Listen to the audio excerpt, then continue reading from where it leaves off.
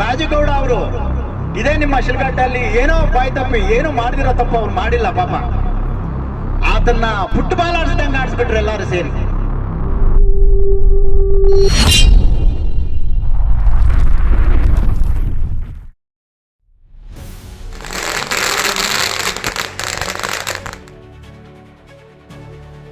ಸಮಾಜದಲ್ಲಿ ಎಲ್ಲಿ ನೊಂದವರು, ಹಿಂಸೆಗೆ ಒಳಗಾದವರು ಹಾಗೂ ಅನ್ಯಾಯಕ್ಕೆ ಗುರಿಯಾದವರು ಇರುತ್ತಾರೋ ಅಲ್ಲಿ ಜಾಂಬೋ ಯುವ ಸೇನೆ ನಿಂತುಕೊಳ್ಳುತ್ತದೆ ಎಂದು ಜಾಂಬೋ ಯುವ ಸೇನೆ ಸಂಸ್ಥಾಪಕ ಹಾಗೂ ರಾಜ್ಯಾಧ್ಯಕ್ಷ ಡಾಕ್ಟರ್ SM ರಮೇಶ್ ಚಕ್ರವರ್ತಿ ತಿಳಿಸಿದರು. ನಗರದ ಸಮಾಜ ಕಲ್ಯಾಣ ಇಲಾಖೆ ಕಚೇರಿ ಮುಂಭಾಗ ಆಯೋಜಿಸಿದ ಜಾಂಬೋ ಯುವ ಸೇನೆ ನೂತನ ಶಾಖೆ ಉದ್ಘಾಟನಾ ಸಮಾರಂಭದಲ್ಲಿ ವಿದ್ಯಾರ್ಥಿಗಳಿಗೆ ಪುಸ್ತಕ ವಿತರಣೆ ಹಾಗೂ ಮಹಿಳೆಯರಿಗೆ ಸೀರೆ ವಿತರಣೆ ಮಾಡಿದರು. ಈ ಒಂದು ಕಾರ್ಯಕ್ರಮದ ನಿಮಿತ್ತ ಉಚಿತವಾಗಿ ಎಷ್ಟೋ ಜನರಿಗೆ ಈ ಶ್ರಮ ಕಾರ್ಡ್ ಒದಗಿಸುವ ಕ್ಯಾಂಪ್ ಆಯೋಜನೆ ಮಾಡಲಾಗಿತ್ತು. ಇದರ ಉದ್ದೇಶ ಈ ಶ್ರಮ ಕಾರ್ಡ್ ಸೇರಿದಂತೆ ರೇಷನ್ ಕಾರ್ಡ್, ಆಧಾರ್ ಕಾರ್ಡ್ ನೀಡಿದ್ದಲ್ಲಿ 60 ವರ್ಷಗಳ ನಂತರ 3,000ದಿಂದ 6,000ವರೆಗೆ ಕೆಲವೊಂದು ನಿಯಮಗಳ ಅನ್ವಯ ಪಿಂಚಣಿ ಬರುವುದಾಗಿ ತಿಳಿಸಿದರು. ಜಾಂಬೋ ಯುವ ಸೇನೆ ಕೇವಲ ಒಂದು ಸಂಘಟನೆ ಅಲ್ಲ, ಅದು ನೋವು ಅನುಭವಿಯವರ ಧ್ವನಿಯಾಗಿದೆ. ಜಾತಿ, ಧರ್ಮ, ವರ್ಗ ಭೇದವಿಲ್ಲದೆ ಸಮಾಜದ ಎಲ್ಲಾ ವರ್ಗಗಳ ಪರವಾಗಿ ಸಂಘಟನೆ ಕೆಲಸ ಮಾಡುತ್ತದೆ ಎಂದು ಹೇಳಿದರು.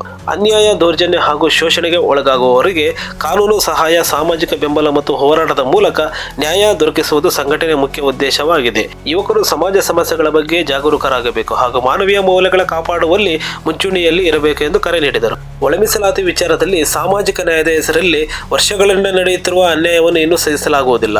ಒಳ ಮೀಸಲಾತಿ ಜಾರಿಗೆ ಸರ್ಕಾರ ತಕ್ಷಣ ಸ್ಪಷ್ಟ ನಿಲುವು ಕೈಗೊಳ್ಳಬೇಕು. ಮೀಸಲಾತಿ ಸೌಲಭ್ಯಗಳು ಕೆಲವರಿಗೆ ಮಾತ್ರ ಸೀಮಿತವಾಗಿರುವುದರಿಂದ ನಿಜವಾದ ಹಕ್ಕುದಾರರಿಗೆ ಅವಕಾಶ ದೊರಕುತ್ತಿಲ್ಲ. ರಾಜ್ಯ ಸರ್ಕಾರ ರಾಜಕೀಯ ಲಾಭ ನಷ್ಟಗಳನ್ನು ಲೆಕ್ಕಿಸದೆ ಹಿಂದುಳಿದ ವರ್ಗಗಳ ನ್ಯಾಯಯುತ ಹಕ್ಕುಗಳ ಕಾಪಾಡಲು ದಿಟ್ಟ ನಿರ್ಧಾರ ಕೈಗೊಳ್ಳಬೇಕು. ಬೇಡಿಕೆ ಈಡೇರದಿದ್ದರೆ ರಾಜ್ಯಾದ್ಯಂತ ಹೋರಾಟ ನಡೆಸಲಾಗುವುದು ಎಂದು ಡಾಕ್ಟರ್ SM ರಮೇಶ್ ಚಕ್ರವರ್ತಿ ಅವರು ಎಚ್ಚರಿಕೆ ನೀಡಿದರು. ಈ ಒಂದು ಸಂದರ್ಭದಲ್ಲಿ ಪೊಲೀಸ್ ಇಲಾಖೆಯ ಪ್ರಮೋದ್ ರೆಡ್ಡಿ, ನಗರಸಭೆ ಮಾಜಿ ಸದಸ್ಯ ಕೃಷ್ಣಮೂರ್ತಿ, ನರಸಿಂಹಮೂರ್ತಿ NTR, ಜಿಲ್ಲಾಧ್ಯಕ್ಷ ಶ್ರೀನಿವಾಸ್ ಚಕ್ರವರ್ತಿ, ಗೌರವಾಧ್ಯಕ್ಷ ಕಮ್ಮದಳ್ಳಿ ದೇವರಾಜ್, ಉಪಾಧ್ಯಕ್ಷ ದೇವಪ್ಪ, ಕಲಾಮಂಡಳಿ ಶಿವಣ್ಣ, ಕಟ್ಟಡ ಕಾರ್ಮಿಕ ಅಧ್ಯಕ್ಷರಾದ ಅವಿ ದೇವಪ್ಪ, ತಾಲೂಕು ಅಧ್ಯಕ್ಷ ಸಂದೀಪ್, ಕಾರ್ಮಿಕ ಘಟಕ ಅಧ್ಯಕ್ಷ ನರೇಂದ್ರ, ನರಸಿಂಹ, ಯೇಸು, ಕಾಚಳ್ಳಿ ಮುನಿಯಪ್ಪ, ಮಂಜುನಾಥ್, ಪ್ರಭು, ನಾಗೇಶ್, ಶಿಡ್ಲಘಟ್ಟ ಕಾರ್ಮಿಕ ಇಲಾಖೆ ನಿರೀಕ್ಷಕರಾದ ವಿಜಯಲಕ್ಷ್ಮಿ, ರವಿಪ್ರಕಾಶ್, ಪ್ರದೀಪ್ ಸೇರಿದಂತೆ ಜಾಂಬೋ ಯುವಸೇನೆ ಪದಾಧಿಕಾರಿಗಳು ಹಾಗೂ ಕಾರ್ಯಕರ್ತರು ಹಾಜರಾಗಿದ್ದರು.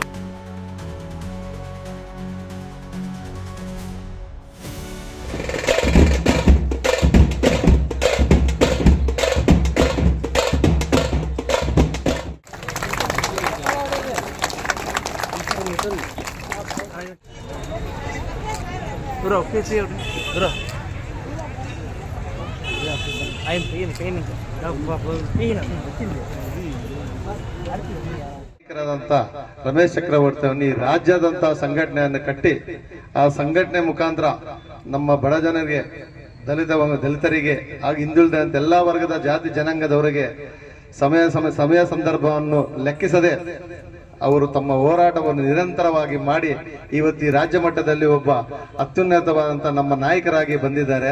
ಅವರನ್ನು ನಾವೆಲ್ಲರೂ ಯಾವುದೇ ಕಾರಣಕ್ಕೂ ಬಿಟ್ಟು ಕೊಡಬಾರದು ಅಂತ ಹೇಳ್ಬಿಟ್ಟು ನಾವು ತುಂಬರದಿಂದ ಹೇಳ್ತಾ ಇದೀವಿ. ಯಾಕಂದ್ರೆ ನಾಯಕರನ್ನು ಉಳಿಸ್ಕೊಳ್ಳುವಂತ ನಮ್ಮ ಹಕ್ಕಾಗಿರ್ತದೆ. ಆ ಹಕ್ಕನ್ನ ಯಾವುದೇ ವಿಚಾರದಲ್ಲಾಗ್ಲಿ, ಯಾವುದೇ ಇದರಲ್ಲಾಗ್ಲಿ ಕೆಲವು ಅಹಿತರದ ಘಟನೆಗಳು ಬರ್ತದೆ, ಅವೆಲ್ಲ ಕಡೆಗಣಿಸಿ ನಮ್ಮ ಉಳಿದಿರುವಂತ ನಾಯಕರನ್ನ ನಾವು ಕಾಪಾಡುವಂತ ಸಂಘಟನೆ ಮುಖಾಂತರ ನಾವು ಕಾಪಾಡಿ ಸಂಘಟನೆಯಾಗಿ ಅವ್ರ ಜೊತೆಗಿರ್ಬೇಕಂತ ಹೇಳ್ಬಿಟ್ಟು ನಾನು ತಮ್ಮಲ್ಲಿ ಕೇಳ್ಕೊಳ್ತೇನೆ. ನಾನು ಹಳ್ಳಿಯಲ್ಲಿ ಹುಟ್ಟು ಬೆಳೆದಂತನು. ಆಗ ಈ ಜಾತಿ ಭೇದ ತಾರತಮ್ಯಗಳು ನಮ್ಮ ಕಾಲದಲ್ಲಿ ಅಂದ್ರೆ ಒಂದು 30 ವರ್ಷದ ಕೆಳಗೆ, 30-35 ವರ್ಷದ ಕೆಳಗೆ ಕೂಡ ನಾವು ನೋಡಿದಂತವ್ರು. ಇವತ್ತು ಕಾಲ ಬದಲಾಗಿದೆ.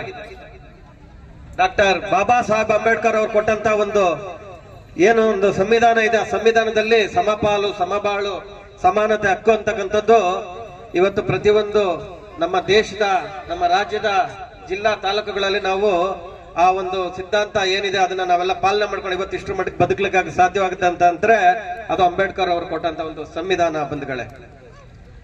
ಜೊತೆಗೆ ಈ ಕಾರ್ಯಕ್ರಮದಲ್ಲಿ ನೀವೆಲ್ಲ ಬಂದಿದ್ದೀರಿ, ತುಂಬಾ ಖುಷಿ ಆಗ್ತಾ ಇದೆ.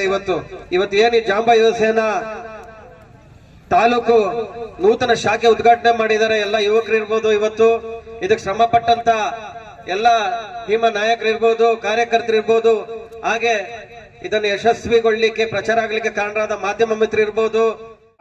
ದಲಿತರ ಒಂದಾಗುವ ರೀತಿಯಲ್ಲಿ ಯಾವ ರೀತಿ ಇರಬೇಕು ಅಂತಂದ್ರೆ ಶಿಕ್ಷಣ, ಸಂಘಟನೆ, ಹೋರಾಟ, ಅದ್ರ ಜೊತೆಗೆ ಇದ್ರ ಮಧ್ಯದಲ್ಲಿ ಸ್ವಾಭಿಮಾನ ಅನ್ನೋ ಒಂದು ಪದ ಕೂಡ ಸೇರಿಸಿದ್ದಾರೆ ಜಾಂಬೋ ಯುವ ಸೇನೆಯಲ್ಲಿ.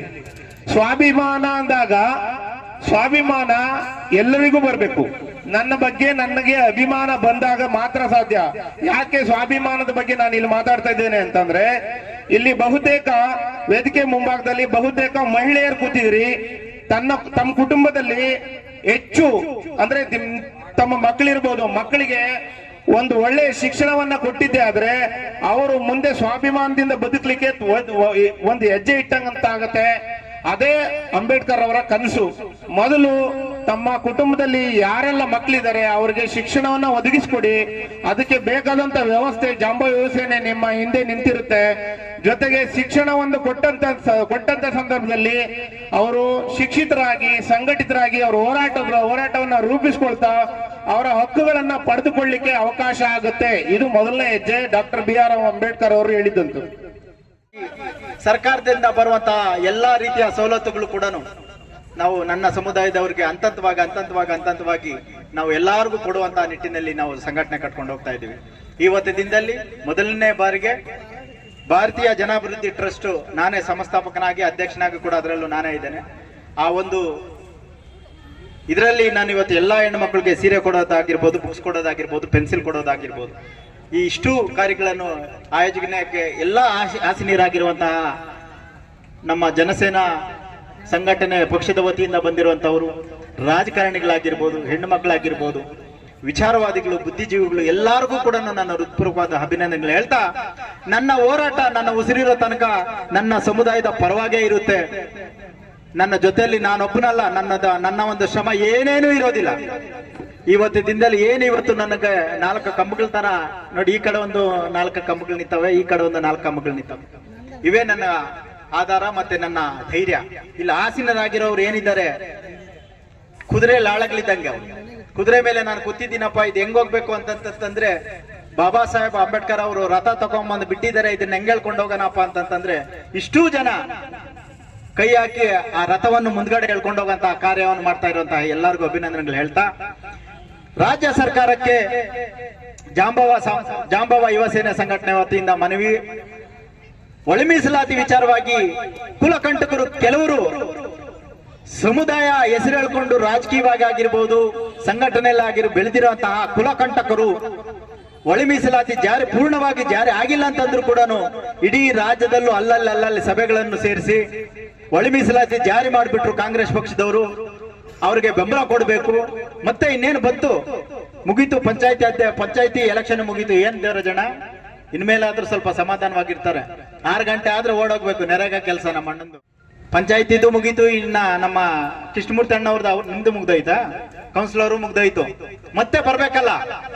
ಈ ಕುಲಕಂಠರು ನಮ್ಮನ್ನೇ ಕೆಡಿಸೋದು, ನಮ್ಮ ಸಮುದಾಯದ ಹೆಣ್ಣು ಮಕ್ಕಳಿಗೆ ಏನ್ ಮಾಡೋದು? ನಾನು ನೋಡಿ ತಾಯಿ, ನಿಮ್ಮ ರಕ್ಷಣೆಗೆ ನಿಮ್ಮ ಮನೆ ಮಗನಾಗಿ ನಾನು ಬಂದಿದ್ದೇನೆ ಹೊರತುಪಡಿಸಿ ಯಾವುದೇ ರಾಜಕೀಯ ಪರವಾಗಿ ನಾನಿಲ್ಲ. ಯಾಕಂತಂದ್ರೆ ತಿಂದ ತಟ್ಟೆಗೆ ಉಚ್ಚ ಮಾಡುವಂತ ಕೆಲ ಸಮುದಾಯದವರಾಗಿರ್ಬೋದು, ಕೆಲ ಜನಗಳಾಗಿರ್ಬೋದು. ಏನಕ್ಕೆ ವಿಚಾರ ಹೇಳ್ತೀನಪ್ಪ ಅಂತಂದ್ರೆ, ಪಾಪ ರಾಜುಗೌಡ ಅವರು ಇದೇ ನಿಮ್ಮ ಶಿಲ್ಘಟ್ಟಲ್ಲಿ ಏನೋ ಬಾಯ್ ತಪ್ಪಿ ಏನೋ ಮಾಡಿದಿರೋ ತಪ್ಪು ಅವ್ರು ಮಾಡಿಲ್ಲ. ಪಾಪ ಆತನ್ನ ಫುಟ್ಬಾಲ್ ಆಡಿಸ್ದಂಗೆ ಆಡಿಸ್ಬಿಟ್ರು ಎಲ್ಲರೂ ಸೇರಿ. ನಾವು ಯಾವುದೇ ಪಕ್ಷದ ಪರ ಅಥವಾ ವಿರೋಧ ಹೇಳ್ತಾ ಇಲ್ಲ. ಎಷ್ಟು ಸೇವೆ ಮಾಡಿದ್ರು ಕೂಡ ಅಲ್ಲಲ್ಲಿಗೆ ಬಿಟ್ರೆ ಮುಂದೆ ಅದನ್ನ ಎತ್ಕೊಂಡು ಹೋಗೋದಿಲ್ಲ. ಆ ವ್ಯಕ್ತಿ ಏನೋ ಮೇಡಮ್ ಅವರೇ, ಮುನ್ಸಿಪಲ್ ಕಮಿಷನರ್ ಅವರೇ ಆಯ್ತು, ನಾನು ಕ್ಷಮೆನೆ ಅವರು ಕೇಳಿದ ಕ್ಷಮೆಗೆ ನಾನು ಅಪೇಕ್ಷೆ ತಗೊಂತೀನಿ ಬಿಡಿ ಅಂತಂದ್ರು ಕೂಡ ಕೆಲವು ಸಂಘಟನೆಗಳೇ ಆಗಿರ್ಬೋದು, ಕೆಲವು ನಾಯಕರುಗಳೇ ಆಗಿರ್ಬೋದು, ಕೆಲವು ಹೋರಾಟಗಾರ ಪಾಪ ಅವರು ಕೂಡ ಸಂಘಟನೆಗೆ, ಯಾವುದೇ ಸಂಘಟನೆ ಆಗಿರ್ಲಿ, ಯಾವುದೇ ಜನಾಂಗದವರಾಗಿರ್ಲಿ, ಯಾರಾಗಿರ್ಲಿ, ಎಲ್ಲ ಸರ್ವಧರ್ಮಕ್ಕೂ ಕೂಡ ಶಾಂತಯುತವಾದಂತಹ ಹೋರಾಟದಲ್ಲಿ ಪಾಲ್ಗೊಂಡಂತಹ ವ್ಯಕ್ತಿ ರಾಜೀವ್ ಗೌಡ್ರು. ನನಗೆ ವೈಯಕ್ತಿಕವಾಗಿ ಆತನ ಪರಿಚಯನೂ ನನಗೆ ಜಾಸ್ತಿ ಇಲ್ಲ. ನಮ್ದೇ ತಾಲೂಕು, ಮಂಡೂರು ತಾಲೂಕು ಆಗಿದ್ರು ಕೂಡ ಜಾಸ್ತಿ ಅವ್ರು ನೋಡೂ ಇಲ್ಲ ನಾನು. ಹಾಗಾಗಿ ಏನಕ್ಕೆ ವಿಚಾರ ಬಂತು ಅಂತಂದ್ರೆ, ಪಕ್ಷದ ಪರವಾಗ್ಲಿ ಪಕ್ಷದ ವಿಚಾರವಾಗ್ಲಿ ಮಂಡನೆ ಮಾಡಕ್ಕೆ ನಾನು ಬಂದಿಲ್ಲ. ನನ್ನ ಸಮುದಾಯದ ಹೆಣ್ಣು ಮಕ್ಕಳ ಮಾನಕ್ಕಾಗಿ, ಪ್ರಾಣಕ್ಕಾಗಿ, ನನ್ನ ಸಮುದಾಯದ ವಿಚಾರಕ್ಕಾಗಿ 94C ಅರ್ಜಿ ಹಾಕೊಂಡಿರುವಂತಹ ಎಷ್ಟೋ, ಇವಾಗ ಶ್ರೀರಾಮಣ್ಣ ಅವನಿಗೆ ಮನೆನೇ ಇಲ್ಲ, ಇನ್ನೂ ಮನೆ ಇಲ್ಲ. ನಮ್ಮ ಕೃಷ್ಣಮೂರ್ತಿ ಅಣ್ಣವರು ಇವರೆಲ್ಲಾನು ಅವ್ರಿಗೆ ಮನೆ ಮಾಡ್ಕೊಡ್ಬೇಕು, ನಾಗನರಸಿಂಹ ಮನೆ ಮಾಡ್ಕೊಡ್ಬೇಕು ಅಂತೇಳಿ ಅವ್ರ ಹತ್ರ ಎಲ್ಲ ಹೇಳ್ತಾ ಇದ್ದಾರೆ. ಇನ್ನೂ ಮನೆನೇ ಇಲ್ಲ. ಎಷ್ಟೋ ಜನಗಳಿಗೆ 94C ಅರ್ಜಿ ಹಾಕೊಂಡಿದ್ರೆ ಹಕ್ಕುಪತ್ರಗಳೇ ಕೊಟ್ಟಿಲ್ಲ, ಮಶಾಣ ಇಲ್ಲ. ದೇವಣ್ಣ ಬನ್ನಿ ಇಲ್ಲೇ, ವೇದಿಕೆಗೆ ಬರ್ಬೇಕು, ಬನ್ನಿ ಇಲ್ಲೇ ನೀವು ಮೊದ್ಲಿಲ್ಲೇ. ಎಷ್ಟೋ ಜನಕ್ಕೆ ಈ ರೀತಿ ಎಷ್ಟೋ ನೋಡಿ ಮಕ್ಕಳು ಎಷ್ಟೋ